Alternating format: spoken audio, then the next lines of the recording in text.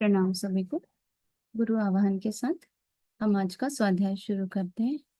ओम गुरुर्ब्रह्मा गुरुर्विष्णु गुरुरेव महेश्वरा गुरुरेव परब्रह्मा तस्मै श्री गुरवे नमः।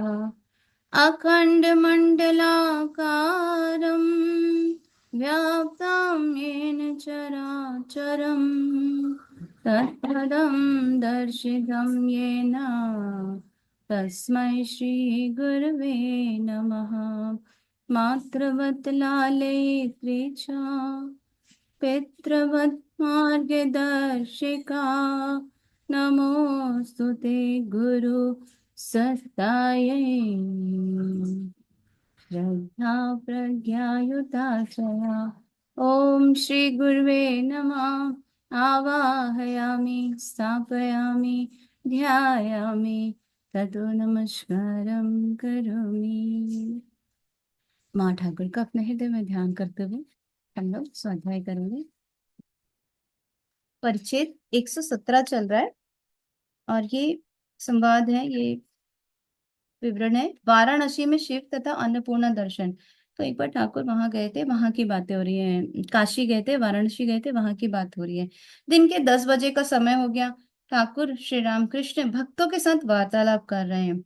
मास्टर ने गंगा स्नान करके श्री रामकृष्ण को प्रणाम किया और उनके पास बैठे। श्री रामकृष्ण भाव के पूर्णावेश में कितनी ही बातें कर रहे हैं, बीच बीच में दर्शन की गुह बातें कह रहे हैं। ठाकुर कहते हैं, मथुर बाबू के साथ मैं वाराणसी गया था। कर्णिका के घाट से हमारी नाव जा रही थी। एकाएक मुझे शिव के दर्शन हुए। मैं नाव के एक सिरे पर खड़ा हुआ समाधि मग्न हो गया। मल्लाह हृदय से कहने लगे, अरे पकड़ो। उन्होंने सोचा मैं कहीं गिर ना जाऊं। देखा, शिव मानो संसार की कुल गंभीरता लिए हुए खड़े हैं। पहले मैंने उन्हें दूर खड़े हुए देखा था, फिर मेरे पास आने लगे और मेरे भीतर विलीन हो गए। भावावेश में मैंने देखा एक सन्यासी मेरा हाथ पकड़कर मुझे लिए जा रहा है। एक ठाकुर मंदिर में मैं घुसा, वहां सोने की अन्नपूर्णा देखी। वे ही यह सब हुए हैं। किसी किसी वस्तु में उनका प्रकाश अधिक है। मास्टर से, तुम लोग शायद शालग्राम में विश्वास नहीं करते, इंग्लिश मैन भी नहीं करते।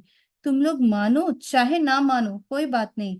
शालिग्राम अगर सुलक्षण युक्त हो, उनमें अच्छे चक्र आदि हों, तभी ईश्वर के प्रतीक रूप में उनकी पूजा हो सकती है। मास्टर जी, जैसे उत्तम लक्षण वाले मनुष्य के भीतर मास्टर ने कहा, जी जैसे उत्तम लक्षण वाले मनुष्य के भीतर ईश्वर का प्रकाश अधिक है। ठाकुर कहते हैं, नरेंद्र पहले इन सब बातों को मन की भूल कहा करता था, अब सब मानने लगा है। ईश्वर दर्शन की बातें कहते हुए ठाकुर को भाव की अवस्था हो रही है।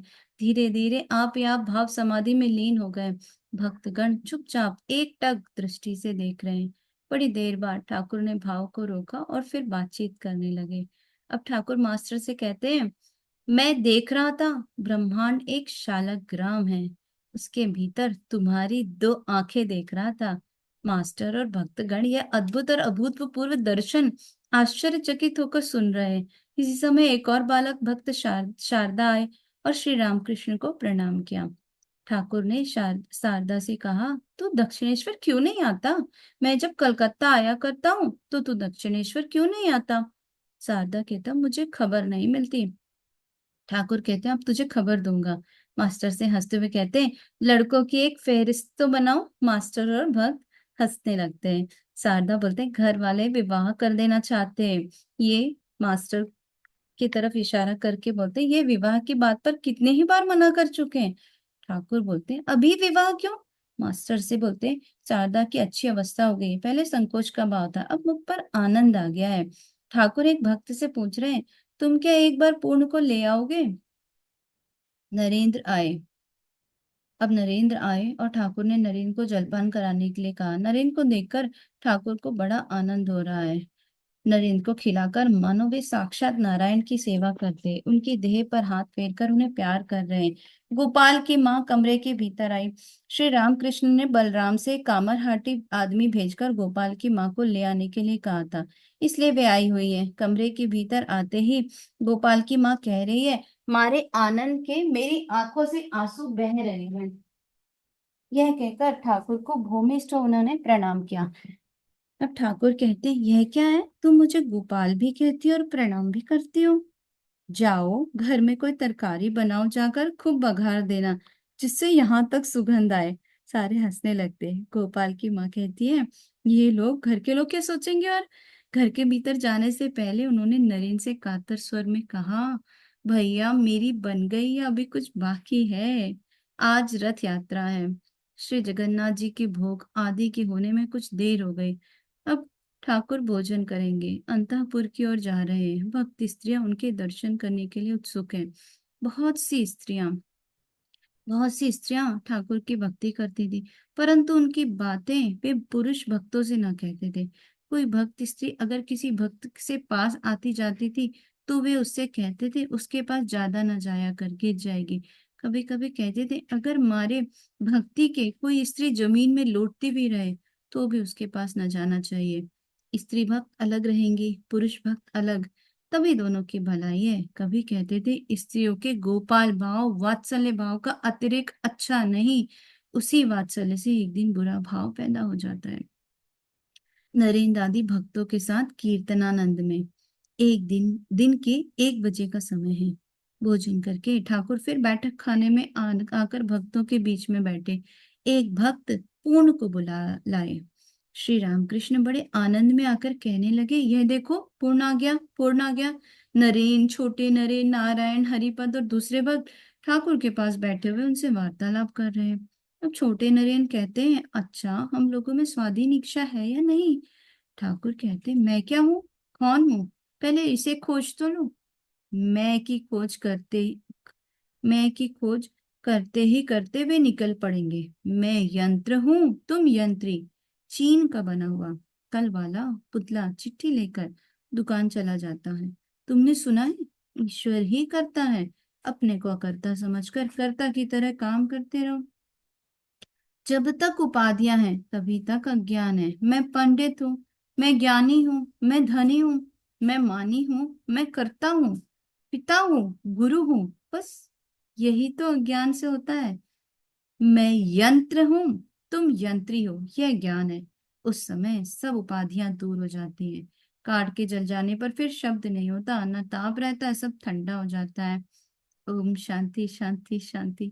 नरेन से कहते हैं, कुछ गाओ ना।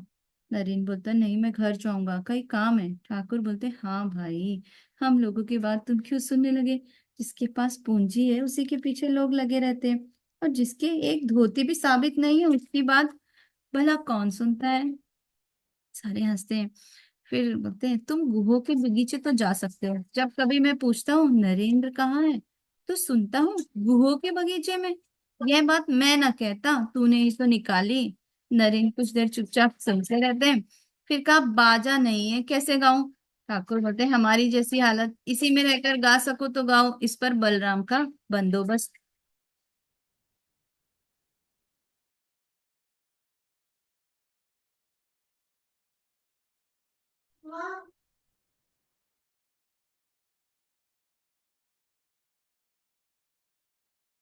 बलराम कहता है, आप नाव पर ही कलकत्ता आया कीजिए। अगर कभी न बने तभी गाड़ी से आया कीजिए। सारे हंसते हैं, देखते हो आज उसने खिलाया है, इसलिए आज तीसरे पहर भर हम सबों को कसकर नचाएगा। हंसते हुए यहाँ से एक दिन उसने गाड़ी की बाहर आने में, मैंने पूछा, क्या बाहर आने में दक्षिणेश्वर तक गाड़ी जाएगी। उसने कहा, हाँ ऐसा होता है, रास्ते में जाते जाते गाड़ी का कुछ हिस्सा ही अलग हो गया।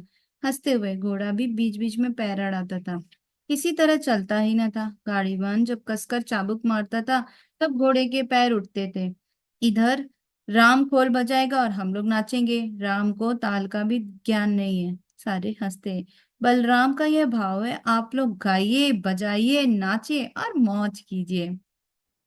घर से भोजन कर क्रमशः भक्तगण आते जा रहे हैं। महेंद्र मुखर्जी को दूर से प्रणाम करते हुए देखकर ठाकुर उन्हें प्रणाम कर रहे हैं। फिर सलाम किया। पास के एक नवयुवक भक्त से कह रहे, उसे बताओ कि ने इन्होंने सलाम किया, ये अलकाट अलकाट थियोसॉफी के एक महात्मा ही रटता है। गृही भक्तों में से अनेकों ने अपने घर की स्त्रियों को भी साथ लाया है। वे ठाकुर के दर्शन करेंगे और रथ के सामने ठाकुर का कीर्तनानंद देखेंगे। राम और गिरीश आदि भक्त भी आ गए हैं। नवयुग भक्त भी बहुत से आ गए हैं। नरेंद्र गाने लगे, यह प्रेम का संचार और कितने दिनों में होगा। बलराम ने आज कीर्तन का बंदोबस्त किया है। वैष्णव चरण और बनवारी का कीर्तन है। वैष्णव चरण ने गाया, ए मेरी रसने सदा दुर्गा नाम का जप कर। गाने का कुछ अंश सुनते ही श्री रामकृष्ण समाधि मग्न हो गए। खड़े होकर समाधिस्थ हुए थे। छोटे नरेन पकड़े हुए हैं। मुख पर हास्य की रेखा प्रकट हो गई। कमरे भर के भक्त आश्चर्यचकित हो देख रहे हैं। स्त्रियां चिक के भीतर से श्री रामकृष्ण की यह अवस्था देख रही हैं। नाम जपते जपते बड़ी देर के बाद समाधि छूटी। ठाकुर के आसन ग्रहण करने पर वैष्णव शरण ने फिर गाया, ए वीणे तू हरि नाम कर, तू हरि नाम कर, तू हरि नाम कर। अब एक दूसरे कीर्तनीय बनवारी लोग गा रहे हैं, परंतु वे गाते ही गाते आहा आहा कहकर भूमिष्ठ होकर प्रणाम करने लगे। इसमें कोई श्रोता हंसते हैं, किसी को विरक्ति होती है। पिछला प्रहर हो आया। इस समय बरामदे में श्री जगन्नाथ देव का वही छोटा रथ ध्वजा पताकाओं से सुसज्जित होकर लाया गया है। श्री जगन्नाथ सुभद्रा तथा बलराम चंदन चर्चित तथा वसन भूषण और पुष्पमालाओं से सुशोभित है। श्री राम कृष्ण बनवारी का कीर्तन छोड़कर बरामदे में रथ के सामने चले गए। साथ साथ भक्तगण भी गए। ठाकुर ने रथ की रस्सी पकड़ जरा खींचा, फिर रथ के सामने भक्तों के साथ नृत्य और कीर्तन करने लगे। छोटे बरामदे में रथ चलने के साथ ही कीर्तन और नृत्य हो रहा है। उच्च संकीर्तन और खोल का शब्द सुनकर बहुत से बाहर के लोग वहां आ गए। श्री राम कृष्ण भगवत प्रेम से मतवाले हो रहे हैं। भक्तगण प्रेमोन्मत्त हो साथ साथ नाच रहे हैं। भावावेश में श्री रामकृष्ण रथ के सामने कीर्तन और नृत्य करके श्री रामकृष्ण कमरे में आकर बैठे। मणि आदि भक्त उनकी चरण सेवा कर रहे हैं। भावमग्न होकर नरेंद्र तानपुरा लेकर फिर गाने लगे, ए प्राणों की पुतली माँ, हृदय रमा, तो हृदय आसन में आकर आसीन हो, मैं तेरा निरीक्षण करूं। त्रिगुण रूप धारिणी परात्परा तारा तुम ही हो। तुम्ही को मैंने अपने जीवन का ध्रुव तारा बना लिया है। एक भक्त ने नरेन से कहा कहा क्या तुम वह गाना गाओगे? ए अंतर्यामिनी माँ, तुम हृदय में सदा ही जाग रही हो। अब ठाकुर बोलते हैं, चल इस समय ये सब गाने क्यों? इस समय तो आनंद के गीत हो, श्यामा सुधा तरंगिणी। फिर नरेन गाते हैं। ठाकुर गाना सुनते ही प्रेमोन्मत्त होकर नृत्य करने लगे। बड़ी देर तक नृत्य करने के बाद उन्होंने आसन ग्रहण किया। भावावेश में नरेंद्र की आंखों में आंसू आए। श्री राम को देखकर बड़ा आनंद हुआ। रात के 9 बजे का समय होगा। जब भी भक्तों के साथ श्री राम कृष्ण बैठे हुए वैष्णव चरण का गाना सुन रहे हैं, अब भी भक्तों के साथ श्री रामकृष्ण बैठे हुए वैष्णव चरण का गाना सुन रहे हैं। वैष्णव चरण ने 2 गाने और गाए। तब तक रात के 10-11 बजे का समय हो गया। अब भक्तगण प्रणाम करके विदा होने लगे। अब ठाकुर बोलते, अच्छा अब सब लोग घर जाओ। नरेंद्र और छोटे नरेंद्र की ओर इशारा करके, इन दोनों के रहने से ही हो जाएगा। गिरीश से कहते, क्या घर जाकर भोजन करोगी? रहना चाहो तो कुछ देर और रुको। तंबाकू, अरे बलराम का नौकर भी वैसा ही है, बुलाकर देखो। हरगिज ने देखा, परंतु तुम तंबाकू पीकर जाना। फिर श्रीयुत गिरीश के साथ चश्मा लगाए हुए उनके एक मित्र आए। वे सब कुछ देख सुनकर चले गए। ठाकुर गिरीश से कहते हैं, तुमसे तथा अन्य सभी से कहता हूँ, जबरदस्ती किसी को ना ले आया करो। बिना समय के आए कुछ नहीं होता। अब एक भक्त ने प्रणाम किया, साथ एक छोटा लड़का है। ठाकुर ने स्नेह से देख रहे हैं, कह रहे हैं, अच्छा बड़ी देर हो गई है। फिर यह लड़का भी साथ है। नरेंद्र, छोटे नरेंद्र तथा 2-1 भक्त और कुछ देर रहकर फिर घर गए। अगला टॉपिक है मधुर नृत्य तथा नाम संकीर्तन। ठाकुर श्री राम कृष्ण बैठक खाने के पश्चिम और खाट पर लेटे हुए हैं। रात के 4 बजे का समय होगा। कमरे के दक्षिण ओर बरामदा है, उसमें एक स्टूल पड़ा हुआ है। उस पर मास्टर बैठे हैं। कुछ देर बाद श्री राम कृष्ण बरामदे में गए। मास्टर ने भूमिष्ठ होकर प्रणाम किया। आज संक्रांति है, बुधवार 15 जुलाई 1885। ठाकुर कहते हैं, मैं एक बार और उठा था। अच्छा क्या सवेरे दक्षिणेश्वर जाऊं? मास्टर कहते हैं, प्रातःकाल गंगा बहुत कुछ शांत रहती है। सवेरा हो गया है, भक्तों का आगमन अभी नहीं हुआ। ठाकुर हाथ मुंह धोकर मधुर स्वर से नाम ले रहे हैं। पश्चिम वाले कमरे के उत्तर तरफ के दरवाजे के पास खड़े होकर नाम ले रहे। पास ही मास्टर है। थोड़ी देर बाद कुछ दूरी पर गोपाल की माँ आकर खड़ी हुई। अंतःपुर के द्वार के पास दो एक स्त्रियां ठाकुर को आकर देख रही हैं। राम नाम करके श्री राम कृष्ण कृष्ण का नाम ले रहे हैं। कृष्ण कृष्ण, गोपी कृष्ण, गोपी गोपी, राखाल जीवन कृष्ण, नंदन कृष्ण, गोविंद गोविंद, गोविंद गोविंद, कृष्ण कृष्ण, कृष्ण कृष्ण। फिर गौरांग का नाम लेने लगे। गौरांग प्रभु नित्यानंद, हरे राम हरे कृष्ण, हरे राम हरे कृष्ण, हरे राम हरे कृष्ण, राधे गोविंद, राधे गोविंद, हरे राम हरे कृष्ण। और फिर कहने लगे अलख निरंजन, अलख निरंजन, अलख निरंजन, और निरंजन कहकर रो रहे। उनका रोना और करुण कंठ सुनकर पास में खड़े हुए सब भक्त भी रोने लगे। वे रोते हुए कह रहे, निरंजन आ बेटा, कब तुझे भोजन कराकर जन्म सफल करूं। देह धारण करके मनुष्य के रूप में तू मेरे लिए आया हुआ है। जगन्नाथ जी को अपनी विनय सुना रहे हैं। जगन्नाथ, जगन्नाथ, जगदम्बे, दीन बंधो, मैं संसार से अलग तो हो ही नहीं नाथ, मुझ पर दया करो, मुझ पर दया करो। प्रेमोन्नत होकर गा रहे, उड़ीसा जगन्नाथपुरी में भले विराजे जी।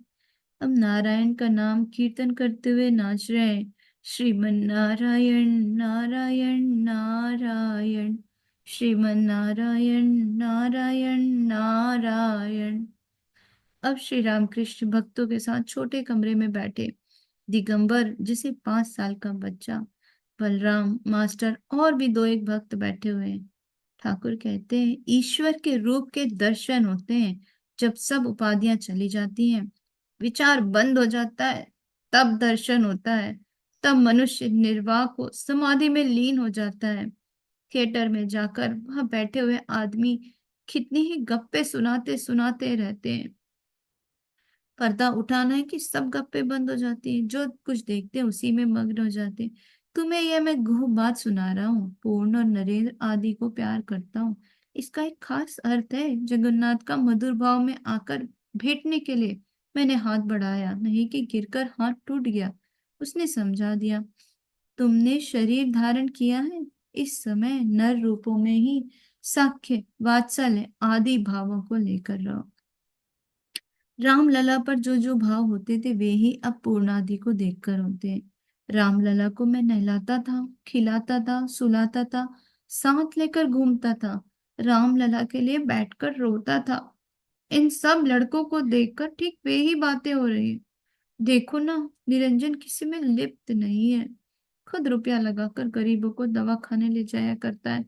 विवाह की बात पर कहता है, बाप रे, विशालाक्षी नदी का भंवर है, उसे मैं देखता हूँ एक ज्योति पर बैठा हुआ है। पूर्ण साकार ईश्वर के राज्य का है। उसका जन्म विष्णु के अंश से है। हाँ हाँ, कैसा अनुराग है। और फिर मास्टर से कहते हैं, देखा नहीं, वह तुम्हारी तरफ देखने लगा जैसे गुरु भाई पर दृष्टि हो, जैसे कोई अपना सगा हो। एक बार और मिलने के लिए कहा है उसने, कहा है कप्तान के यहाँ भेंट होगी। और नरेंद्र का स्थान बहुत ऊंचा है, निराकार का घर है, पुरुष की सत्ता है। इतने भक्त आ रहे हैं, उसकी तरह एक भी नहीं है। एक एक बार मैं बैठकर हिसाब लगाता हूँ, देखता हूँ दूसरे में से कोई तो पद्मों में 10 दल का हो, कोई तो पदों में 10 दल का हो, कोई 16 दल का, कोई 100 दल का, परंतु नरेंद्र सहस्त्र दल का है, सहस्त्र दल का है। दूसरे लोग यदि लोटा घड़ा आदि हैं तो नरेंद्र खूब बड़ा मटका है। गहेड़िया और तालाबों में नरेंद्र सरोवर है, जैसे हालदार सरोवर। मछलियों में नरेंद्र लाल आंखों की रोहू है तथा अन्य सब तरह तरह की छोटी मछलियां हैं। नरेंद्र बहुत बड़ा आधार है, उसमें बहुत सी चीजें समा जाती हैं। बड़े छेद वाला बांस है। नरेंद्र किसी के वश नहीं है, वह आसक्ति और इंद्रिय सुख के वश नहीं है। नर कबूतर है, नर कबूतर की चोंच पकड़ने पर वह चोंच खींचकर छुड़ा लेता है, मादा चुपचाप रह जाती है। बेलघर के तारक को मृगाल, एक प्रकार की मछली, चालक चालाक और बड़ी कह सकते हैं। नरेंद्र पुरुष है, इसलिए गाड़ी में दाहिनी ओर बैठता है। भावनाथ को जनाना भाव है, इसलिए उसे दूसरी ओर बैठाता हूँ। नरेंद्र सभा में रहता है और मुझे भरोसा रहता है। श्रीयुत महेंद्र मुखर्जी आए और प्रणाम किया। दिन के 8 बजे होंगे। हरिपत तुलसीराम भी क्रमशः आए और प्रणाम किया। बाबूराम को बुखार है, इसलिए वे नहीं आ सके। अब ठाकुर मास्टर से कहते हैं, छोटा नरेंद्र नहीं आया। उसने सोचा होगा वे चले गए। फिर मुखर्जी से कहते, कितने आश्चर्य की बात है। वह छोटा नरेंद्र बचपन में स्कूल से लौटकर ईश्वर के लिए रोता था। ईश्वर के लिए रोना क्या सहज ही होता है? फिर बुद्धि भी खूब है, बांसों में बड़े छेद वाला बांस है। और सब मन मुझ पर रहता है। गिरीश घोष ने कहा, नव गोपाल के यहाँ यहाँ जिस दिन कीर्तन हुआ था उस दिन छोटा नरेन गाया था, परंतु वे कहाँ कहकर बेहोश हो गया। लोग उसके ऊपर से चले जाते थे। उसे भय भी नहीं है कि घर वाले नाराज होंगे। दक्षिणेश्वर में लगातार 3 रात रहा था। अब अगला टॉपिक है भक्ति योग का रहस्य, ज्ञान तथा भक्ति का समन्वय। मुखर्जी जी कहते हैं हरि बाग बाजार के हरि बाबू से, हरि आपकी हरि बाबू के लिए कह रहे हैं, हरि आपकी बात सुनकर आश्चर्य में पड़ गए। कहते हैं सांख्य दर्शन में, पातंजलि में, वेदांत में ये सब बातें, ये कोई साधारण व्यक्ति नहीं है। फिर ठाकुर कहते हैं सांख्य और वेदांत तो मैंने नहीं पढ़ा। पूर्ण ज्ञान और पूर्ण भक्ति एक ही है। नीति नीति के द्वारा जहां विचार का अंत हो जाता है वही ब्रह्म ज्ञान है। फिर जो कुछ छोड़कर जाना पड़ा था लौटते हुए उसी को ग्रहण करना पड़ता है। छत पर चढ़ते समय बड़ी सावधानी से चढ़ना चाहिए। 1 मिनट।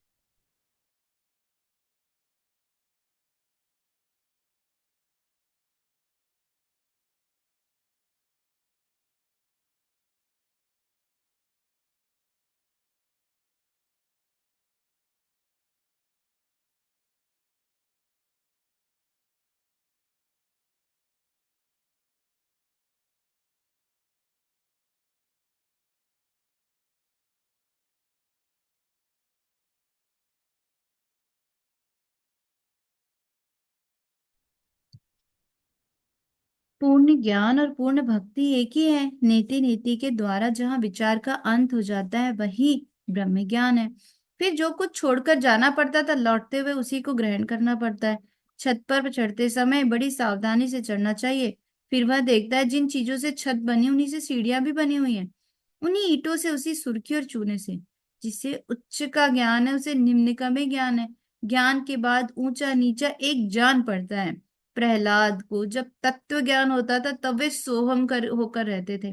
जब देह बुद्धि आती थी तब दासोहम, मैं दास हूं, यह भाव रहता था। हनुमान को भी कभी सोहम का भाव रहता था, कभी दास मैं, कभी मैं तुम्हारा अंश हूं, यह भाव रहता था। भक्ति लेकर क्यों रहना? इसे छोड़ दे तो मनुष्य फिर क्या लेकर रहे, क्या लेकर दिन पार किया करे?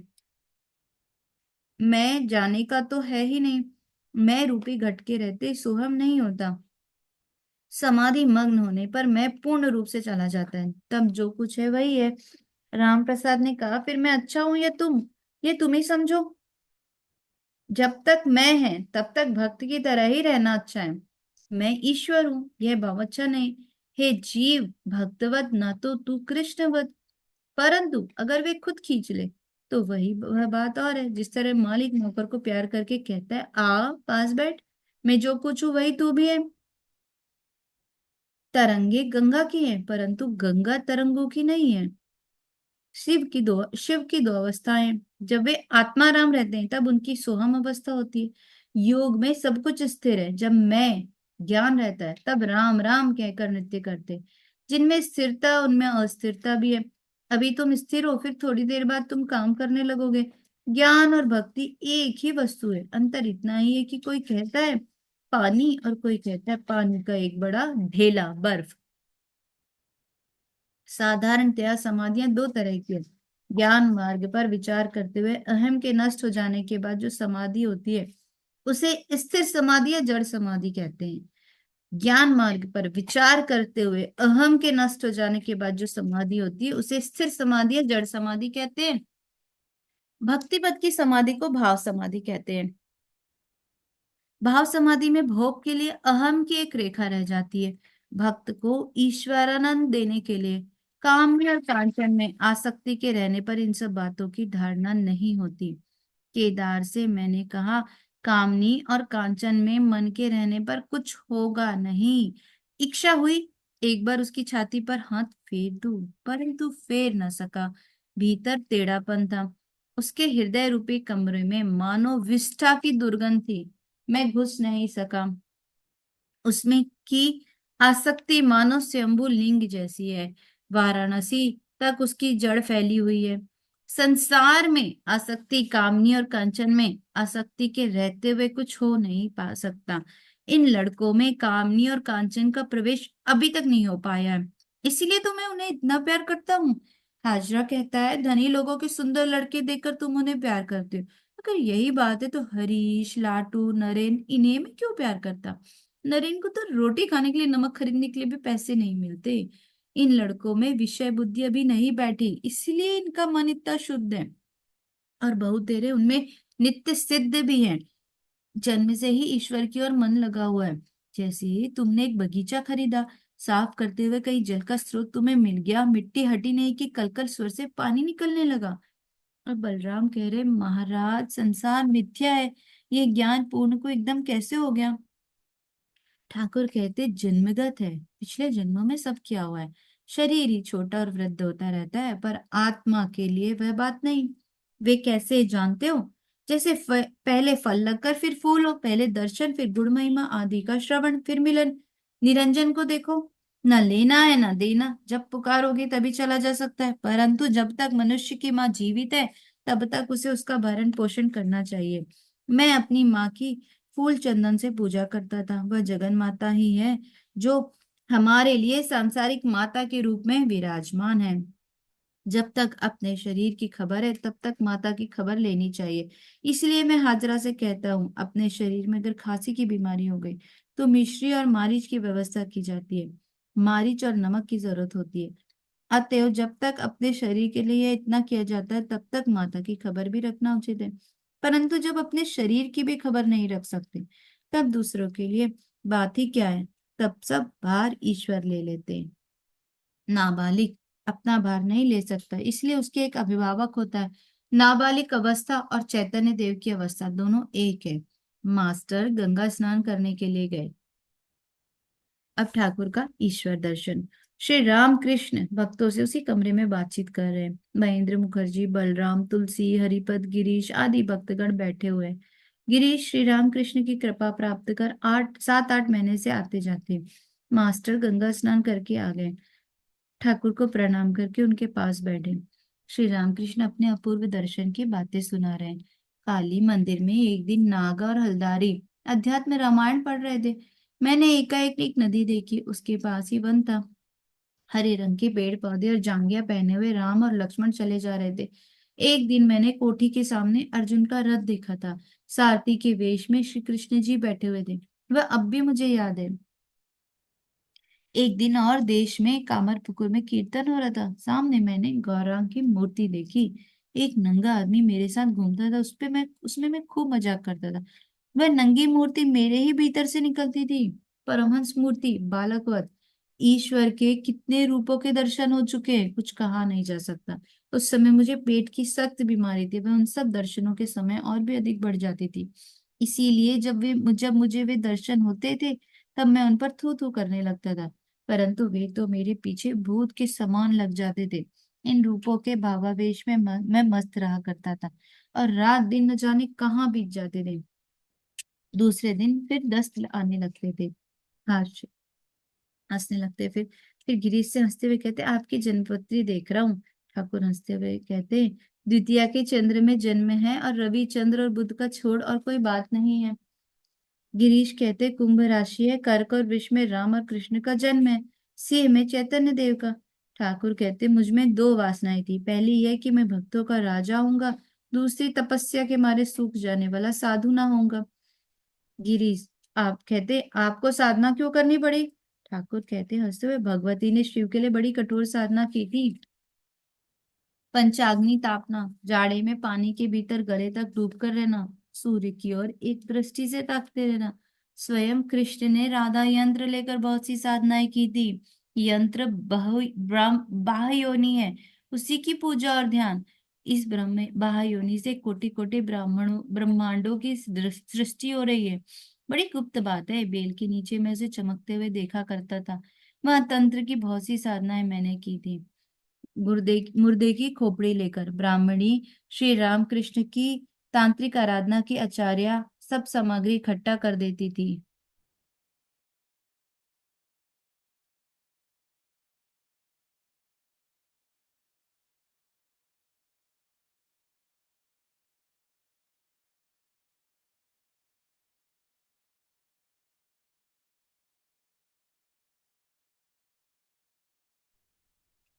बड़ी गुप्त बात है, बेल के नीचे मैं उसे चमकते हुए देखा करता था।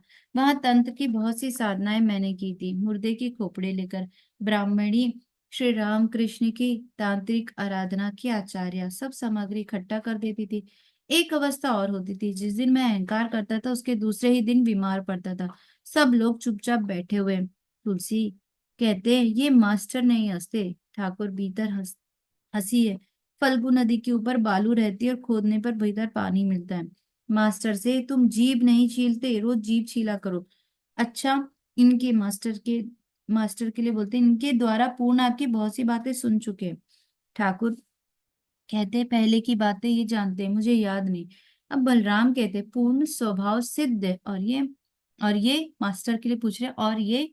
ठाकुर कहते ये साधन मात्र है। अब 9 बज चुके हैं, ठाकुर दक्षिणेश्वर जाने वाले, इसी का प्रबंध हो रहा है। बाग बाजार के अन्नपूर्णा घाट में नाव ठीक की गई। ठाकुर को भक्तगण भूमिष्ठ प्रणाम करने लगे। अब ठाकुर दो एक भक्तों को लेकर नाव पर बैठे। गोपाल की माँ भी उसी गांव नाव पर है बैठी। दक्षिणेश्वर में कुछ देर विश्राम करके पिछले पहर चलकर कामरहाटी जाएंगी। श्री रामकृष्ण की कैंप खाट भी नाव पर चढ़ा दी गई। इस पर श्रीयुत राखाल सोया करते थे। अगले शनिवार को ठाकुर फिर बलराम के यहाँ आएंगे। परिच्छेद 118। श्री नंद वसु के मकान में शुभागमन। बलराम के मकान में श्री रामकृष्ण। श्री रामकृष्ण भक्तों के साथ बलराम के बैठक खाने में बैठे हुए हैं। मुख पर प्रसन्नता विराज रही है। इस समय दिन के 3 बजे होंगे। विनोद, राखाल, मास्टर आदि ठाकुर के पास बैठे। छोटे नरेंद्र भी आए। आज मंगलवार है, 28 जुलाई 1885, आषाढ़ की कृष्ण प्रतिपदा। ठाकुर सवेरे से बलराम के यहाँ आए हैं। भक्तों के साथ भोजन भी उन्होंने वहीं किया है। नारायण आदि भक्तों ने कहा है, नंद वसु के घर में ईश्वर संबंधी चित्र बहुत से हैं। आज दिन के पिछले पैर उनके घर जाकर ठाकुर चित्र देखेंगे। एक ब्राह्मणी भक्त नंद वसु के घर के पास ही रहती है। श्री रामकृष्ण उनके घर भी जाएंगे। कन्या के गुजर जाने पर ब्राह्मणी दुखी रहा करती है। प्रायः दक्षिणेश्वर श्री रामकृष्ण के दर्शन करने के लिए जाया करती है। अत्यंत व्याकुलता के साथ उसने ठाकुर को निमंत्रण भेजा है। उसके घर तथा एक और स्त्री भक्त गनु की माँ के घर भी श्री रामकृष्ण जाने वाले हैं। ठाकुर बलराम के यहाँ आते ही बालक भक्तों को बुला भेजते। छोटे नरेन ने अभी उस दिन कहा था, मुझे काम रहता है, इसलिए सदा मैं नहीं आ सकता। परीक्षा के लिए भी तैयारी करनी पड़ रही है। छोटे नरेंद्र के आने पर श्री रामकृष्ण उनसे बातचीत करते हुए कह रहे हैं, तुझे बुलाने के लिए मैंने आदमी नहीं भेजा। छोटे नरेंद्र हंसते हुए कहते, तो इससे क्या होता है? ठाकुर कहते, नहीं भाई, तुम्हारा नुकसान होता है, जब अवकाश हो तब आया करो।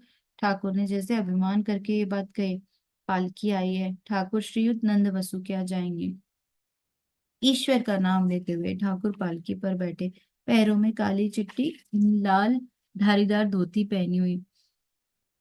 मणि ने जूतों को पालकी के बगल में एक और रख दिया। पालकी के साथ साथ मास्टर जा रहे। इतने में परेश भी आ गए। पालकी नंद वसु के फाटक के भीतर गई। क्रमशः घर का लंबा आंगन पार करके पालकी मकान के द्वार पर पहुंची। गृह स्वामियों के आत्मियों ने श्री रामकृष्ण को आकर प्रणाम किया। श्री रामकृष्ण ने मास्टर से चट्टियां निकाल देने के लिए कहा। पालकी से उतरकर वे ऊपर के दालान में गए। दालान बहुत लंबा चौड़ा है। चारों ओर देवी देवताओं के चित्र टंगे हुए हैं। गृह स्वामी और उनके भाई पशुपति ने श्री राम कृष्ण से संभाषण किया। पालकी के पीछे पीछे भक्तगण भी आ रहे थे। अब वे भी उसी दालान में एकत्र होने लगे। गिरीश के भाई अतुल भी आए हुए हैं। प्रसन्न के पिता श्रीयुत नंद वसु के यहाँ अक्सर आया जाया करते, वे भी वहां मौजूद हैं। अब चित्रों का दर्शन। श्री रामकृष्ण जब चित्रों को देखने के लिए उठे, 7 मास्टर है तथा कुछ भक्तगण श्री स्वामी के भ्राता गृह स्वामी के भ्राता श्रीयुत पशुपति साथ साथ रहकर तस्वीरें दिखा रहे हैं। ठाकुर पहले चतुर्भुज विष्णु मूर्ति देख रहे हैं। देखकर ही भावावेश में परिपूर्ण हो गए। खड़े थे, बैठ गए, कुछ काल भावाविष्ट रहे। दूसरा चित्र श्री रामचंद्र जी की भक्त वत्सल मूर्ति का है। श्री राम हनुमान के सिर पर हाथ रखकर उन्हें आशीर्वाद दे रहे हैं। हनुमान की दृष्टि श्री रामचंद्र जी के पाद पदों पर लगी हुई है। ठाकुर बड़ी देर तक यह चित्र देखते रहे। भावावेश में कह रहे हैं, आहा, आहा। तीसरा चित्र वंशीधर श्री मदन गोपाल का है। कदम के नीचे खड़े हुए हैं। चौथा चित्र वामना अवतार का है। छाता लगाए हुए बलि के यज्ञ में जा रहे हैं। श्री राम कृष्ण कह रहे हैं, वामन, और टकटकी लगाए देख रहे हैं। फिर नृसिंह मूर्ति देखकर श्री राम कृष्ण गोचारण देख रहे हैं। श्री कृष्ण गोपाल बालकों के साथ गौए चरा रहे हैं। श्री वृंदावन और यमुना पुलिन। मणि कह उठे, बड़ी सुंदर तस्वीर है। मणि जो है वो कह रहे बड़ी सुंदर तस्वीर है। सप्तम चित्र देखकर ठाकुर कह रहे धूमावती, अष्टम षोडशी, नवम भुवनेश्वरी, दशम तारा और एकादश काली। इन सब मूर्तियों को देखकर ठाकुर कहते ये सब उग्र मूर्तियां हैं, इन्हें घर में न रखना चाहिए। इन्हें यदि घर पर रखे तो इनकी पूजा करना उचित है, साथ ही भोग भी चढ़ाना चाहिए। परंतु आप लोगों के भाग्य अच्छे, आप रख सकते हैं। श्री अन्नपूर्णा के दर्शन पर ठाकुर भावावेश में कह रहे, वाह वाह। फिर देखा राधिका का राजा वेश, सखियों के साथ वन में सिंहासन पर बैठी हुई हैं। श्री कृष्ण द्वार पर कोतवाल बनकर बैठे हुए हैं। फिर झूलना चित्र। श्री रामकृष्ण बड़ी देर तक उसके इसके बाद का चित्र देख रहे हैं। ग्लास केस के भीतर वीणा वादनी का चित्र है। देवी हाथ में वीणा लिए हुए आनंद से रागनी अलाप रही है। तस्वीरों का देखना समाप्त हो गया। श्री रामकृष्ण फिर गृह स्वामी के पास गए। खड़े हुए गृह स्वामी से कह रहे, आज बड़ा आनंद आया। वाह, आप तो पूरे हिंदू हैं। अंग्रेजी चित्र न रखकर इन चित्रों को रखा है, यह सचमुच बड़े आश्चर्य की बात है। श्रीयुत नंद वसु बैठे हुए वे रामकृष्ण से कह रहे हैं, बैठिए, आप खड़े क्यों हैं? ठाकुर बैठकर बोलते हैं, चित्र काफी बड़े हैं, तुम अच्छे हिंदू हो। नंद वसु बोलते हैं, अंग्रेजी चित्र भी है। ठाकुर हंसते हुए बोलते हैं, ये वैसे नहीं है, अंग्रेजी की ओर तुम्हारी वैसी दृष्टि नहीं है। कमरे की दीवार पर श्रीयुत केशव चंद्र सेन के नवनिधान की तस्वीर लटकी हुई थी। श्रीयुत सुरेश मित्र ने वह चित्र बनाया था। श्री रामकृष्ण के एक प्रिय भक्त, उस चित्र में दिखाया है कि श्री रामकृष्ण केशव को दिखा रहे हैं कि भिन्न भिन्न मार्गों से सब धर्मों के लोग ईश्वर की ही ओर अग्रसर होते जा रहे हैं। गम्य स्थान एक है, ईश्वर के गम्य स्थान एक है, केवल मार्ग पृथक पृथक है। ठाकुर कहते हैं, वह तो सुरेंद्र का बनाया हुआ चित्र है। प्रसन्न के पिता हंसते बोलते, आप भी उसके भीतर हैं। ठाकुर कहते हैं, यह एक विशेष ढंग का है, उसके भीतर सब कुछ है, वह आधुनिक भाव का चित्र है। यह कहते हुए ठाकुर को एकाएक भावावेश हो रहा है। ठाकुर जगन माता से वार्तालाप कर रहे हैं। कुछ देर बाद मतवाले की बातें कह रहे हैं, मैं बेहोश नहीं हुआ, मैं बेहोश नहीं हुआ। घर की ओर दृष्टि करके कह रहे हैं, बड़ा मकान, इसमें क्या है, ईंटें, काठ और मिट्टी। कुछ देर बाद उन्होंने कहा, देव देवताओं के ये सब चित्र देखकर मुझे बड़ा आनंद हुआ। फिर कहने लगे, उग्र मूर्ति, काली, तारा, शव और शिवा के बीच शमशान में रहने वाली रखना अच्छा नहीं, रखने पर पूजा चढ़ानी चाहिए। पशुपति हंसकर बोलते हैं, वे जितने दिन चलाएंगी उतने दिन तो चलेगा ही। ठाकुर कहते हैं, यह ठीक है, परंतु ईश्वर में मन रखना अच्छा है, उन्हें भूल कर रहना अच्छा नहीं। नंद वसु कहते, उनमें मति होती कहाँ है? ठाकुर कहते, उनकी कृपा होने पर सब हो जाता है। नंद वसु कहते, उनकी कृपा होती कहाँ है, उनमें कृपा करने की शक्ति भी हो तब ना। अब श्री रामकृष्ण हंसते हुए कहते हैं, मैं समझा, तुम्हारा मत पंडितों जैसा है कि जो जैसा कर्म करेगा वह वैसा फल मिलता रहेगा। ये सब छोड़ दो। ईश्वर की शरण में जाने पर कर्मों का क्षय हो जाता है। मैंने माता के पास हाथ में फूल लेकर कहा था, माँ यह लो अपना पाप और यह लो अपना पुण्य। मैं कुछ नहीं चाहता, तुम मुझे शुद्धा भक्ति दो। यह लो अपना भला और यह लो अपना बुरा। मैं भला बुरा कुछ नहीं चाहता, मुझे बस अपनी शुद्धा भक्ति दो। यह लो अपना धर्म और यह लो अपना अधर्म। मैं धर्म अधर्म कुछ नहीं चाहता, मुझे शुद्धा भक्ति दो। यह लो अपना ज्ञान और यह लो अपना ज्ञान। मैं ज्ञान अज्ञान कुछ नहीं चाहता, मुझे शुद्धा भक्ति दो। यह लो अपनी सुचिता और यह लो अपनी असुचिता। मुझे सुचिता असुचिता नहीं चाहिए, मुझे सिर्फ शुद्धा भक्ति दो।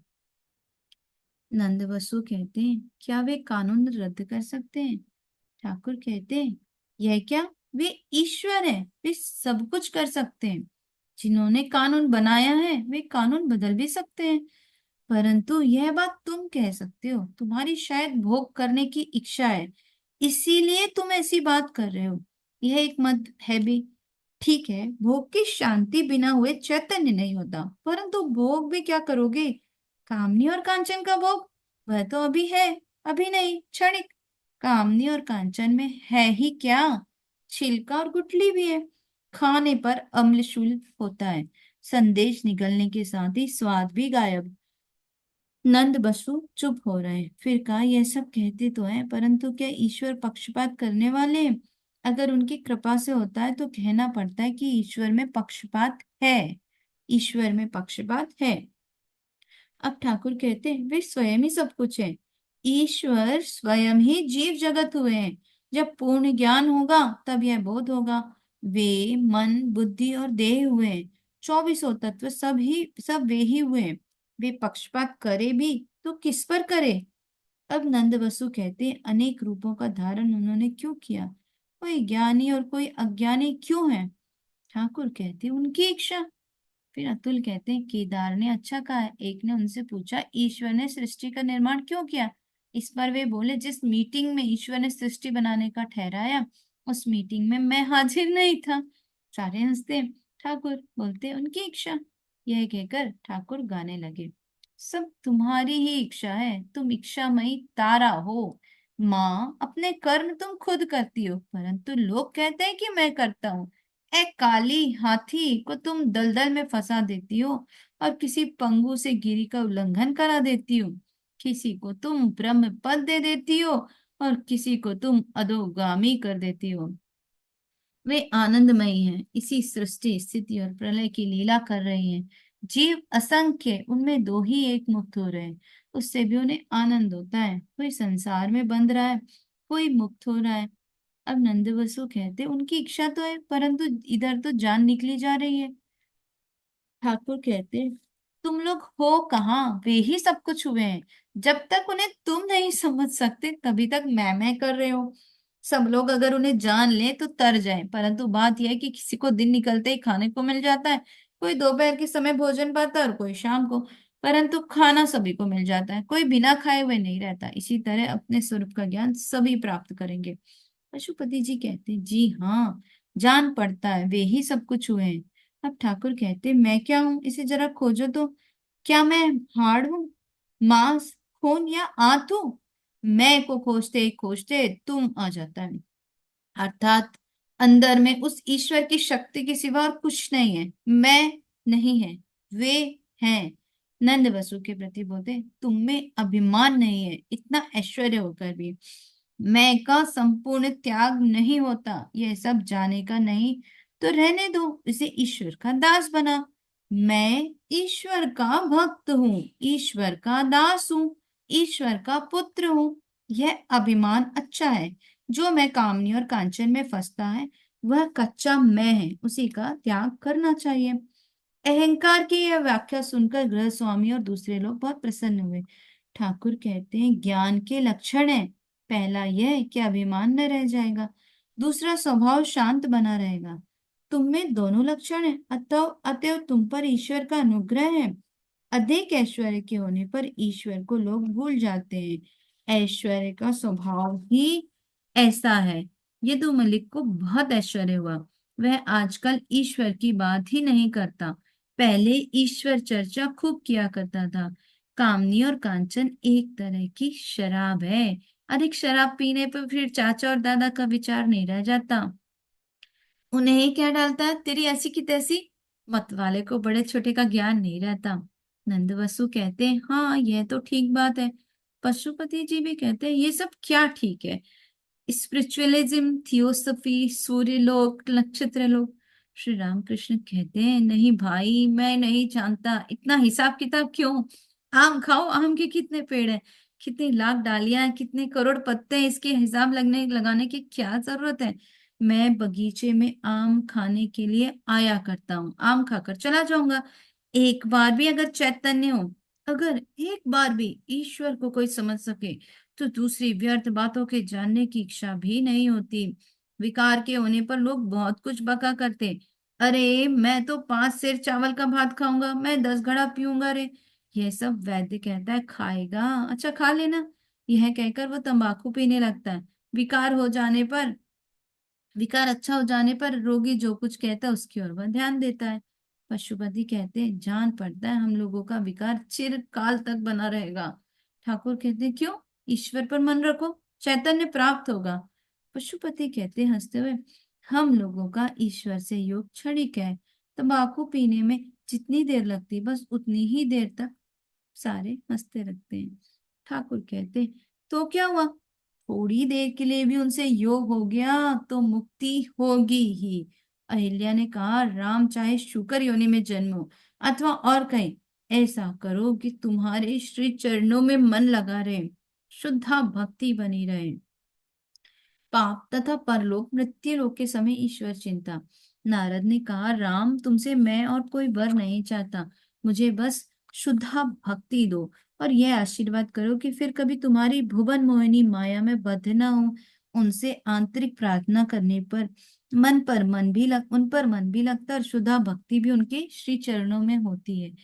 क्या हमारा विकार दूर होगा, हम पापी जो हैं, यह सब बुद्धि दूर करो। नंद वसु से चाहिए यह भाव कि एक बार हमने उनका नाम लिया है, अब उस हम में पाप कहाँ रह गया। नंद वसु, क्या परलोक है पर पाप का शासन, क्या परलोक है और पाप का शासन।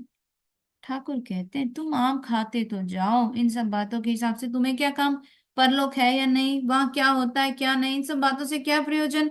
आम खाओ, आम की जरूरत है, उनमें भक्ति की जरूरत है। नंद बसु कहते, आम का पेड़ है कहाँ, आम मिलता कहाँ है। ठाकुर कहते, पेड़, वे अनादि और अनंत ब्रह्म है, वे तो है ही, वे नित्य है। एक बात और, वे कल्पतरु हैं, उस कल्पतरु के नीचे तुम्हारे चारों फल मिलेंगे। कल्पतरु के पास जाकर प्रार्थना करनी चाहिए, फल तभी मिलता है जब देखोगे, तब देखोगे पेड़ के नीचे फल है तब बीन लेना। 4 फल हैं, अर्थ धर्म अर्थ काम और मोक्ष। ज्ञानी मुक्ति चाहते हैं, भक्त भक्ति चाहते हैं, अहेतुक की भक्ति।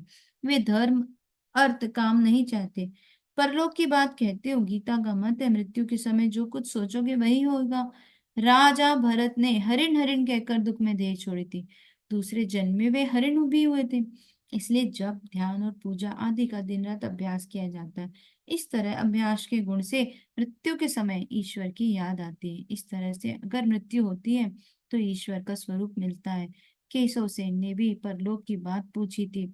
मैंने केशव से कहा, इन सब बातों का हिसाब लगाकर क्या करोगे।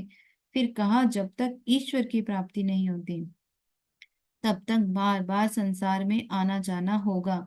कुम्हार मिट्टी के बासन धूप में सुखाता है, बकरी या गाय के पैरों से दबकर जो फूट जाते हैं उनमें जो पक्के बासन होते हैं उन्हें तो कुम्हार फेंक देता है, परंतु कच्चे बासनों का वह फिर से करता है। ज्ञान मार्ग तथा शुद्धा भक्ति। अब तक गृह स्वामी ने श्री रामकृष्ण के जलपान के लिए कोई व्यवस्था नहीं की। श्री रामकृष्ण स्वयं उनसे कह रहे हैं, कुछ खाना चाहिए। यदु की माँ से उस दिन इसलिए मैंने कहा, कुछ खाने को दो, नहीं तो गृहस्थ का कहीं अमंगल ना हो जाए। गृह लक्ष्मी ने कुछ मिष्ठान मंगाया। ठाकुर मिष्ठान खा रहे, नरेंद्र बसु तथा अन्य लोग श्री रामकृष्ण की ओर एक दृष्टि से ताक रहे हैं, देख रहे हैं वे क्या करते हैं। ठाकुर हाथ धोएंगे। जिस तस्तरी में मिठाई दी गई थी वह दरी पर बिछी हुई चद्दर पर रखी थी, इसलिए श्री रामकृष्ण वही अपने हाथ नहीं धो सके। हाथ धोने के लिए एक आदमी एक बर्तन ले आया। अब पीकदान रजोगुण का चिन्ह है। श्री रामकृष्ण देखकर कह उठे, ले जाओ ले जाओ। गृह स्वामी ने कहा, हाथ धोइए। ठाकुर ने कहा, अन्यमनस्य क्या है, कहा क्या, हाथ धोऊंगा। श्री रामकृष्ण बरामदे की दक्षिण ओर उठ गए। मणि को हाथ पर पानी डालने के लिए आज्ञा की। मणि गड़वे से पानी छोड़ने लगे। ठाकुर अपनी धोती में हाथ पोंछकर फिर बैठने की जगह पर आ गए। समागत सज्जनों के लिए तश्तरी में पान लाए गए। उसी में के पान ठाकुर के पास ले जाए गए। उन्होंने पान नहीं लिया। नंद बसु श्री रामकृष्ण से कहते, एक बात कहूं। ठाकुर ने हंसते हुए कहा, हाँ कहो। नंद बसु कहते, आपने क्यों नहीं खाया, सब तो ठीक हुआ, इतना ये अन्याय हो गया।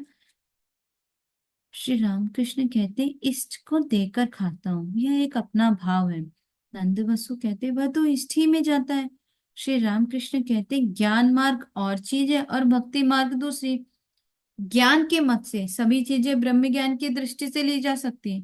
भक्ति मार्ग में कुछ भेद बुद्धि होती है। नंद बसु कहते, तो ये दोष हुआ। ठाकुर कहते, ये एक मेरा भाव है, तुम जो कुछ कहते हो ठीक है, वैसा भी है। श्री रामकृष्ण गृह स्वामी को चापलूसों के संबंध में सावधान कर रहे हैं। श्री रामकृष्ण कहते हैं, एक बात के बारे में सावधान रहना, चापलूस अपने स्वार्थ की ताक में रहते हैं। प्रसन्न के पिता से कहते हैं, आप क्या यहाँ रहते हैं। प्रसन्न के पिता कहते, जी नहीं, परंतु इसी मोहल्ले में रहता हूँ। नंद बसु का मकान बहुत बड़ा है। इस पर श्री रामकृष्ण कह रहे, यदु का मकान इतना बड़ा नहीं है, इसलिए उससे उस दिन मैंने कहा। नंद कहते, हाँ, उन्होंने जोड़ा साको में एक नया मकान बनवाया है। श्री रामकृष्ण कहते हैं, श्री रामकृष्ण नंद वसु का उत्साह बढ़ा रहे और कह रहे, तुम संसार में रहकर ईश्वर की ओर मन रखे हुए हो, क्या यह कुछ कम बात है। जिसने संसार का त्याग कर दिया है वह तो ईश्वर को पुकारेगा ही, उसमें बहादुरी क्या है। जो संसार में रहकर पुकारता है धन्य वही है। किसी एक भाव का आश्रय लेकर उन्हें पुकारना चाहिए। हनुमान में ज्ञान और भक्ति दोनों थे, नारद में शुद्ध भक्ति थी। राम ने पूछा, हनुमान तुम किस भाव से मेरी पूजा करते हो। हनुमान ने कहा, कभी तो देखता हूँ तुम पूर्ण हो और मैं अंश हूँ, कभी देखता हूँ तुम प्रभु हो और मैं दास हूँ। और राम, जब तत्व का ज्ञान होता है तब देखता हूँ तुम ही मैं हूँ और मैं ही तुम हूँ। राम ने नारद से कहा, तुम वर लो। नारद ने कहा, राम वह वर दो कि तुम्हारे पाद पदों में शुद्ध भक्ति हो, जिससे फिर वही भुवन मोहिनी माया से मुग्ध ना हो। श्री रामकृष्ण अब उठने वाले हैं। श्री रामकृष्ण नंद वसु से कहते हैं, गीता का मत है, बहुत से आदमी जिसे मानते और पूजते हैं उसमें ईश्वर की विशेष भक्ति है, तुम में ईश्वर की शक्ति है। नंद बसु कहते, शक्ति सभी मनुष्यों में बराबर है। श्री रामकृष्ण विरक्ति से कहते हैं, यही तुम लोगों की एक रट है। सब आदमियों की शक्ति कभी बराबर हो सकती है। विभु रूप से वे सर्वभूतों में विराजमान है, यह ठीक है, परंतु शक्ति की विशेषता है। यही बात विद्यासागर ने भी कही थी। उसने कहा था, क्या उन्होंने किसी को अधिक शक्ति दी है और किसी को कम। तब मैंने कहा था, अगर शक्ति की भिन्नता ना रहती तो तुम्हें हम लोग देखने क्यों आते। क्या तुम्हारे सिर पर दो सींग है। श्री रामकृष्ण उठे, साथ साथ सब भक्त भी उठे। पशुपति साथ साथ दरवाजे तक आए। ब्राह्मणी के मकान में श्री रामकृष्ण बाग बाजार की एक शोकातुर ब्राह्मणी के यहाँ आए हुए हैं। मकान पुराना है पर पक्का है। छत पर बैठने का प्रबंध किया गया। छत पर कतार बांधकर कुछ लोग खड़े हैं, कुछ लोग बैठे हुए हैं। सब उत्सुक हैं कि श्री रामकृष्ण को कब देखें। ब्राह्मणी दो बहनें, दोनों विधवाएं, घर में उनके भाई सपत्नीक रहते हैं।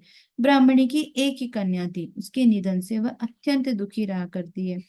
आज ठाकुर श्री रामकृष्ण पधारेंगे, यह सुनकर दिन भर से वे उनके स्वागत की तैयारी कर रहे हैं।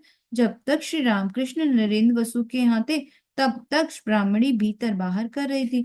कब वे आने में विलंब होते देखकर वह निराश हो रही थी। भक्तों के साथ आकर छत पर बैठने के स्थान पर श्री रामकृष्ण ने आसन ग्रहण किया।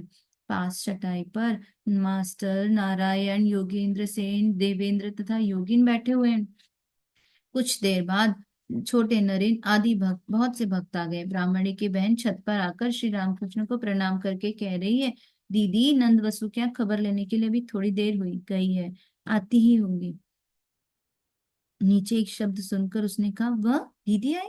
यह कहकर वह देखने लगी, परंतु ब्राह्मणी नहीं आई थी। श्री रामकृष्ण प्रसन्नता पूर्वक भक्तों के बीच में बैठे हुए मास्टर देवेंद्र से कहते, कितना सुंदर दृश्य है। लड़के बच्चे पुरुष स्त्री सब लोग कतार बांधकर खड़े हुए, सब लोग इन्हें देखने के लिए कितने उत्सुक हो रहे हैं ना, और इनकी बात सुनने के लिए। देवेंद्र श्री रामकृष्ण से कहते, मास्टर महाशय कहते हैं नंद वसु के यहाँ से कि वहां से यह जगह अच्छी है, इन लोगों में कितनी भक्ति है। श्री रामकृष्ण हंसते हैं। और ब्राह्मणी की बहन कह रही है, दीदी वह आ रही है। ब्राह्मणी श्री रामकृष्ण को प्रणाम करके कुछ सोच न सकी कि क्या कहे। वे अधीर होकर कहने लगी, अरे देख, इतना आनंद मैं कहाँ रखूं।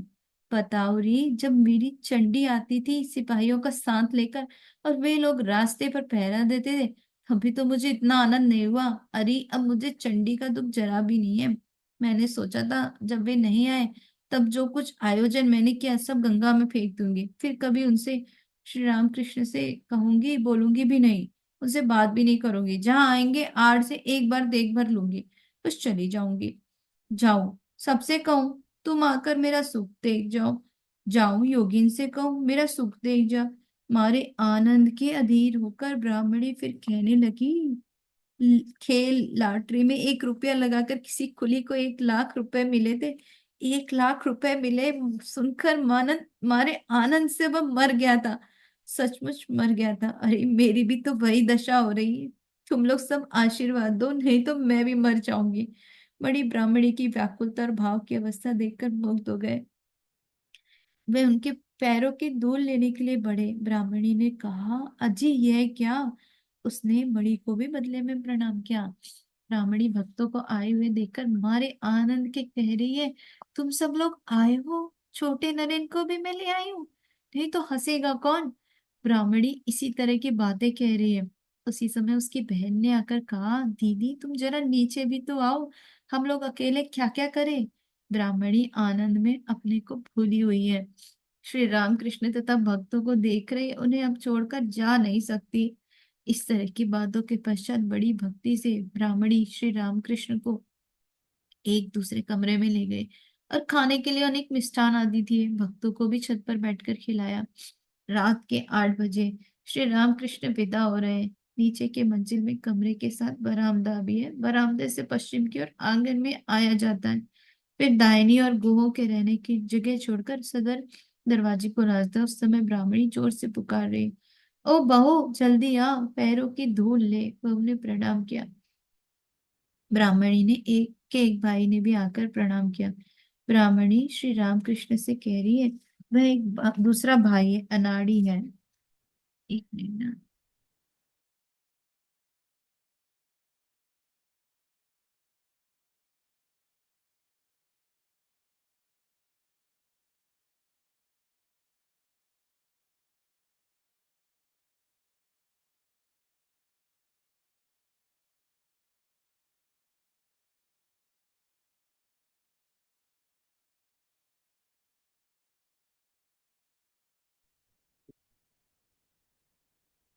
इस तरह की बातों के पश्चात बड़ी भक्ति से ब्राह्मणी श्री रामकृष्ण को एक दूसरे कमरे में ले गए और खाने के लिए अनेक मिष्ठान आदि दिए। भक्तों को भी छत पर बैठाकर खिलाया।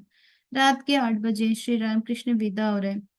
नीचे के मंजिल में कमरे के साथ बरामदा भी है। बरामदे से पश्चिम की ओर आंगन में आया जाता है। फिर दाहिनी और गौों की रहने की जगह छोड़कर सदर दरवाजे को रास्ता है। उस समय ब्राह्मणी जोर से पुकारी, ओ बहू जल्दी आ, पैरों की धूल ले ले। बहू ने प्रणाम किया। ब्राह्मणी ने एक के भाई ने भी आकर प्रणाम किया। ब्राह्मणी ठाकुर से कह रही है, यह एक दूसरा भाई है, अनाड़ी है। श्री रामकृष्ण ने कहा, नहीं सब भले मानस है। एक व्यक्ति साथ साथ दिया दिखाते हुए आ रहे हैं। आते आते एक जगह प्रकाश ठीक नहीं पहुंचा। तब छोटे नरेन ऊंचे स्वर से कहने लगे, दिया दिखाओ दिया दिखाओ। यह ना सोचो दिया दिखाना अब बस है। सब गौों की जगह आई। ब्राह्मणी श्री रामकृष्ण से कहती है, मेरी गौएं रहती हैं। श्री रामकृष्ण वहां जरा खड़े हो गए और चारों ओर भक्तगण। मणि ने भूमिष्ठ श्री रामकृष्ण को प्रणाम किया और पैरों की धूल ली। अब श्री रामकृष्ण गनु की माँ के घर जाएंगे। गनु की माँ के मकान में श्री रामकृष्ण। गनु की माँ के बैठक खाने में श्री रामकृष्ण बैठे हुए हैं। कमरा एक मंजिले पर है, बिल्कुल रास्ते पर। उस कमरे में बजाने वालों का अखाड़ा लगा रहता है। कुछ नवयुवक श्री रामकृष्ण के आनंद के लिए वाद्य यंत्र लेकर बीच बीच में बजाते भी हैं। रात के 8:30 बजे का समय होगा। आज आषाढ़ की कृष्णा प्रतिपदा है। चांदनी में आकाश, ग्रह, राजपथ सब कुछ प्लावित हो रहा है। श्री रामकृष्ण के साथ भक्तगण आकर उसी कमरे में बैठे। साथ साथ ब्राह्मणी भी आई हुई है। वह कभी घर के भीतर जा रही है, कभी बाहर। बैठक खाने के दरवाजे के पास खड़ी होती है। मोहल्ले के कुछ लड़के झरोखों पर चढ़कर श्री रामकृष्ण को झांक कर देख रहे हैं। मोहल्ले भर के लड़के, बूढ़े और जवान, श्री रामकृष्ण के आगमन की बात सुनकर उनके दर्शन करने के लिए आए हैं। झरोखे पर बच्चों को देखकर छोटे नरेन कह रहे हैं, अरे तुम लोग वहां क्यों खड़े हो, जाओ अपने अपने घर। श्री रामकृष्ण ने कहा, नहीं नहीं, रहने दो। ठाकुर बीच बीच में हरिओम हरिओम हरिओम हरिओम कह रहे हैं। दरी पर एक आसन बिछाया गया है। श्री रामकृष्ण उसी पर बैठे हैं। वाद्य बजाने वाले लड़कों से गाने के लिए कहा गया, उनके लिए बैठने की सुविधा नहीं है। श्री रामकृष्ण ने उन्हें अपने पास दरी पर बैठने के लिए बुलाया। ठाकुर कहते, इसी पर आकर बैठो, मैं इसे समेटे लेता हूँ। यह कहकर उन्होंने अपना आसन समेट लिया। नवयुग गा रहे हैं, केशव कुरु करुणा दीने कुंचन कानन चारी। श्री रामकृष्ण कहते, आहा कितना मधुर गाना है। बेला भी कितना सुंदर बज रहा है और गाना भी कैसा स्वरयुक्त हो रहा है। एक लड़का बंसी बजा रहा है, फ्लूट बजा रहा है उसकी ओर, तथा एक दूसरे लड़के की ओर इमली से इशारा करके ठाकुर ने कहा, ये इनके जोड़ीदार हैं। अब वाद्य बजने लगे। श्री रामकृष्ण आनंदित होकर कह रहे, वाह कितना सुंदर है। एक लड़के की ओर उंगली से इशारा करके कह रहे, इनको सब तरह का बाजा बजाना आता है। मास्टर से कह रहे, ये सब बड़े अच्छे आदमी हैं। बालक भक्त जब खुद गा बजा चुके तब भक्तों से उन्होंने कहा, आप लोग भी कुछ गाइए। ब्राह्मणी खड़ी हुई है, उसने दरवाजे के पास से ही से कहा, ये लोग कोई गाना नहीं जानते। एक है महीन बाबू, परंतु उनके श्री रामकृष्ण के सामने वे भी नहीं गाएंगे। एक बालक बक बक कहते, क्यों, मैं तो अपने बाबूजी के सामने गा सकता हूँ। छोटे नरेन जोर से हंसते बोलते, इतनी दूर ये नहीं बढ़ सके। अब सब हंस रहे। कुछ देर बाद ब्राह्मणी ने आकर कहा, भीतर आइए। श्री रामकृष्ण ने पूछा, क्यों। ब्राह्मणी ने कहा, वहां जलपान की व्यवस्था की गई है। ठाकुर ने कहा, यही ना ले आओ। ब्राह्मणी ने कहा, गनु की माँ ने कहा, घर में ले आओ, पैरों की धूल पड़ जाएगी तो मेरा घर वाराणसी हो जाएगा। इस घर में मरूंगी तो फिर किसी बात की चिंता न रहेगी। श्री रामकृष्ण घर के लड़कों के साथ मकान के भीतर गए। भक्तगण चांदनी में टहलने लगे। मास्टर और विनोद घर के दक्षिण और सदर रास्ते पर बातें करते हुए टहल रहे हैं। गुरु कथा तीनों एक। श्री रामकृष्ण बलराम के घर लौट आए। बलराम के बैठक खाने के पश्चिम ओर वाले कमरे में विश्राम कर रहे हैं। अब वे सोएंगे। गनु की माँ के घर से लौटते हुए बड़ी रात हो गई है। रात के 11:15 बजे होंगे। श्री रामकृष्ण कह रहे हैं, योगिन जरा पैरों पर हाथ तो फेर दो। पास ही मास्टर बैठे हुए हैं। योगिन पैरों पर हाथ फेर रहे हैं। इतने में श्री रामकृष्ण कह रहे हैं, मुझे भूख लगी है, थोड़ी सी सूजी खाऊंगा। ब्राह्मणी यहाँ भी साथ साथ आई हुई है। ब्राह्मणी के भाई तबला बहुत अच्छा बजाते। श्री रामकृष्ण ब्राह्मणी को देखकर फिर कह रहे, अगली बार नरेंद्र किसी दूसरे गवैये के आने पर इनके भाई भी बुला लिए जाएंगे। अब ठाकुर ने थोड़ी सी सूजी खाई। क्रमशः योगी आदि भक्तगण कमरे से चले गए। मणि ठाकुर के पैरों पर हाथ फेर रहे हैं। श्री रामकृष्ण उनसे बातचीत कर रहे हैं। अब ठाकुर कहते, आहा इन्हें ब्राह्मणी आदि को कितना आनंद हुआ है। मणि, कैसे आश्चर्य की बात है, ईसा मसीह के समय भी ऐसा ही हुआ था। वे भी दो बहनें थी, परम भक्ता मार्था और मैरी। श्री रामकृष्ण आग्रह से कहते, उनकी कहानी क्या है, जरा कहो तो। मणि कहते, यीशु उनके यहाँ भक्तों के साथ बिल्कुल इसी तरह गए थे। एक बहन उन्हें देखकर भाव और आनंद के पारावार में मग्न हो गई थी। वह मुझे गौरांग के बारे में एक गीत की याद दिलाती है। गौर के रूप सागर में मेरे नयन डूब गए, फिर लौटकर मेरे पास न आए। मेरा मन भी तैरना भूलकर एकदम तल में बैठ गया। दूसरी बहन अकेली जलपान का प्रबंध कर रही थी। उसने अपनी बहन से कोई मदद न पा यीशु के पास शिकायत की। कहा, प्रभु देखिए तो दीदू दीदी का ये कितना बड़ा अन्याय है। अब यहाँ अकेली चुपचाप बैठी हुई और मैं अकेली ये सब काम कर रही हूँ। तब यीशु ने कहा था, तुम्हारी दीदी धन्य है, क्योंकि मनुष्य जीवन में जो कुछ चाहिए, ईश्वर प्रेम, वह उन्हें हो गया है। ठाकुर कहते, अच्छा यह सब देखकर तुम्हें क्या जान पड़ता है। मणि कहते, मुझे जान पड़ता है यीशु चैतन्य और आप एक ही है। ठाकुर कहते एक एक एक ही तो वे ईश्वर के लिए बोलते, वे देखते नहीं हो, इसमें किस तरह से। यह कहकर श्री रामकृष्ण ने अपने शरीर की ओर उंगली से इशारा किया। मणि कहते उस दिन आप इस अवतीर्ण होने की बात को अच्छी तरह समझा रहे थे। श्री रामकृष्ण कहते किस तरह, कहो तो। मणि कहते जैसे खूब लंबा चौड़ा मैदान पड़ा हुआ है, सामने चार दीवार है, इसलिए वह मैदान हमें देखने को नहीं मिलता। उस चार दीवार में एक गोलाकार छेद है, उस छेद से उस मकान का कुछ अंश दिखाई पड़ता है। श्री रामकृष्ण कहते कहो भला वह छेद क्या है। मणि कहते वह छेद आप है, आपके भीतर से सब दिख पड़ता है, वह दिवंगत व्यापी मैदान भी दिखाई पड़ता है। श्री रामकृष्ण संतुष्ट होकर मणि की पीठ ठोकने लगे और कहा तुमने इसे समझ लिया, अच्छा हुआ। मणि कहते उसे समझना बहुत सचमुच बड़ा कठिन है, पूर्ण ब्रह्म होते हुए भी उतने के भीतर किस तरह होता है यह नहीं समझ में आता। ठाकुर कहते उसे किसी ने ना पहचाना, वह पागल की तरह जीवों के घरों में घूम रहा है। मणि कहते और आपने ईशु की बात कही थी। ठाकुर कहते क्या, क्या। मणि मणि कहते यदि यदु मलिक के बगीचे में ईश्वर की तस्वीर देखकर भाव समाधि हुई थी, आपने देखा था ईशु की मूर्ति तस्वीर से निकलकर आप में आकर लीन हो गए। श्री रामकृष्ण कुछ देर चुप है, फिर मणि से कह रहे गले में यह जो हुआ है संभव इसका कोई अर्थ हो, यदि यह ना होता तो मैं सब स्थानों में जाता गाता और नाचता और इस प्रकार स्वयं का खिलवाड़ सा बना लेता। श्री रामकृष्ण द्विज की बात कह रहे हैं, कहा द्विज नहीं आया। मणि ने कहा मैं तो आने के लिए कहा था, मैंने तो आने के लिए कहा था, आज आने की बात भी थी, परंतु क्यों नहीं आया कुछ समझ में नहीं आता। ठाकुर कहते उसमें अनुराग खूब है। अच्छा, वह यहाँ का सांगो पांग में से कोई एक होगा ना। मणि जी हाँ, होगा जरूर, नहीं तो इतना अनुराग फिर कैसे होता। मणि मसहरी के भीतर श्री रामकृष्ण को पंखा चल रहे। श्री रामकृष्ण करवट बदलकर फिर बातचीत करने लगे। आदमी के भीतर अवतीर्ण होकर वे लीला करते, यही बात हो रही है। श्री रामकृष्ण पहले मुझे रूप दर्शन नहीं होता था, ऐसी अवस्था भी हो चुकी है, इस समय भी देखते नहीं हो, रूप दर्शन घटता जा रहा है। मणि कहते लीलाओं में नर लीला मुझे अधिक पसंद है। ठाकुर कहते तो बस ठीक है, और तुम मुझे देखते ही हो। उपरोक्त कथन से किया श्री रामकृष्ण का यही संकेत है कि ईश्वर नर रूप में अवतीर्ण होकर इस शरीर में लीला कर रहे हैं। अब यहीं तक पढ़ते भाव से ठाकुर के चरणों का ध्यान करते हुए। राम कृष्ण शरणम, राम कृष्ण शरणम, राम कृष्ण शरणम शरण्ये, प्रभु राम कृष्ण शरणम, राम कृष्ण शरणम, राम कृष्ण शरणम शरण्ये।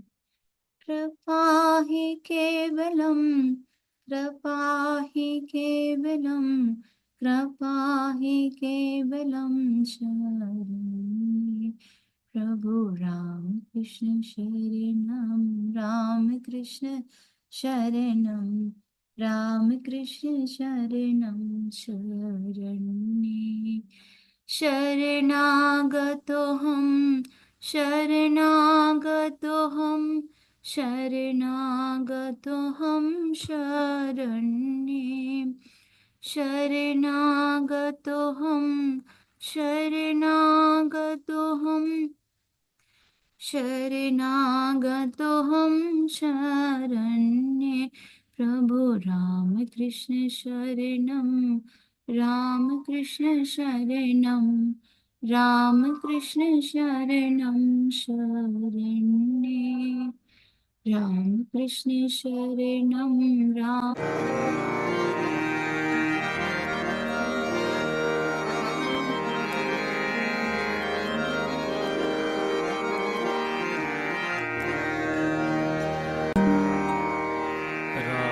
कृष्ण शरणं, रामकृष्ण शरणं, रामकृष्ण शरणं शरणं।